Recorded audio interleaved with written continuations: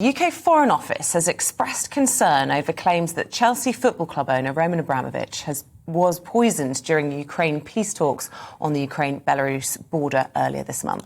Well, for more on this, here's Dominic Midgley. Dominic is from the Daily Mail, and he's also a biographer of Roman Abramovich, and he's with us now.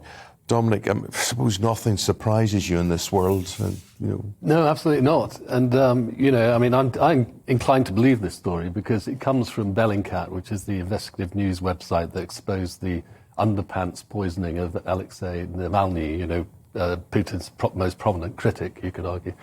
And obviously, truth is the first casualty of war.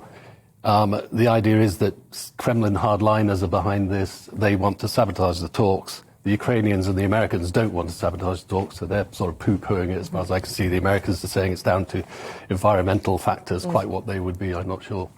Well, I suppose because it was a bit of a botched effort. If they were trying to do a poisoning, you'd think that the Russians are a bit more adept. Perhaps that's what the American thinking is. But just explain to us what you mean by Kremlin hardliners. Are you suggesting that this wouldn't have come directly from Putin himself? These are people on the outer realms of his circle, or who are these people? Well, I mean, he rules along with the Siloviki, who are these sort of ex-KGB types, who are all in their sort of late 60s, early 70s.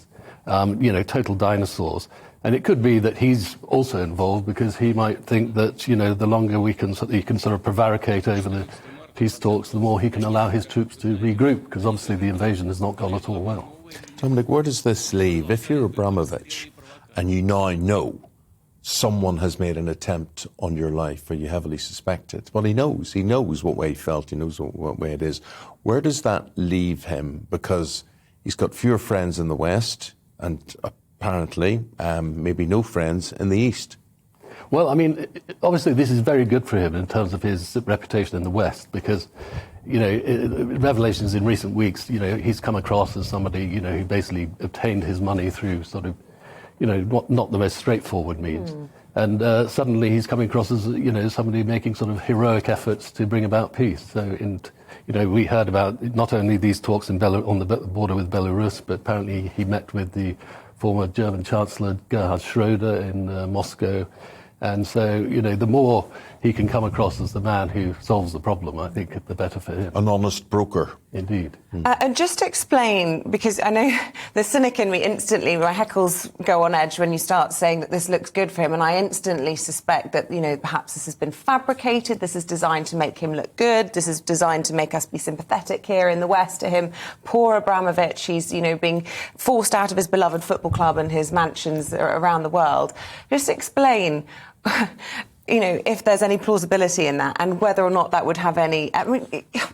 the fact that it was a botched effort, i.e. he only had mild sort of eye pains for a few hours, suggests that it wasn't, a full attempt on his life. Well, I'd say the GRU, who are the sort of, the Russian Foreign Military Intelligence Service, do have a reputation of botching these things. Okay. They botched the Skripal poisoning, they botched the Navalny poisoning.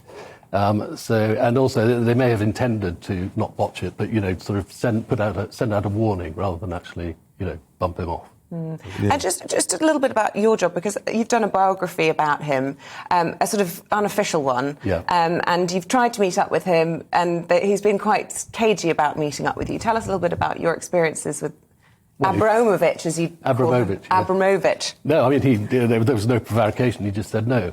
But we did interview his former partner, Boris Berezovsky, and one of the questions we put to him is, why did you sell your stake in Sibnef, the oil company they own, for 1.3 billion when it was probably worth more like 4?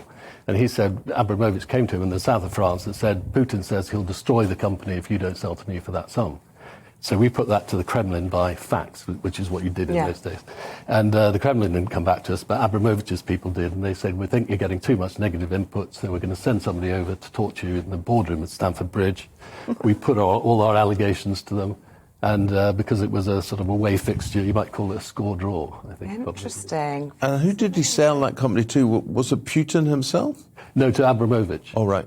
No, who did he sell it to, the oil company? Sorry, when he was offered 1.3 billion? No, Abramovich was offering Berezovsky 1.3 billion to buy his 50% stake. Got you. Sorry, got it the wrong And way then around. subsequently it was sold to the state for 13 billion, and I think Abramovich made made it nice. 75 times as much. And he paid for it. obviously Berezovsky ended up dead in all of this.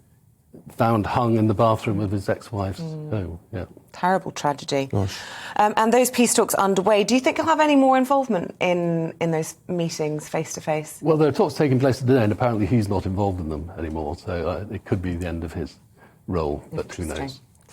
Well, Dominic Midgley is a Daily Mail journalist and an Abramovich. Well, we've all been tuned to say it the wrong way, obviously, throughout those years. Biographer, appreciate it. Thank you very much Thank indeed for that you. insight. Scary stuff.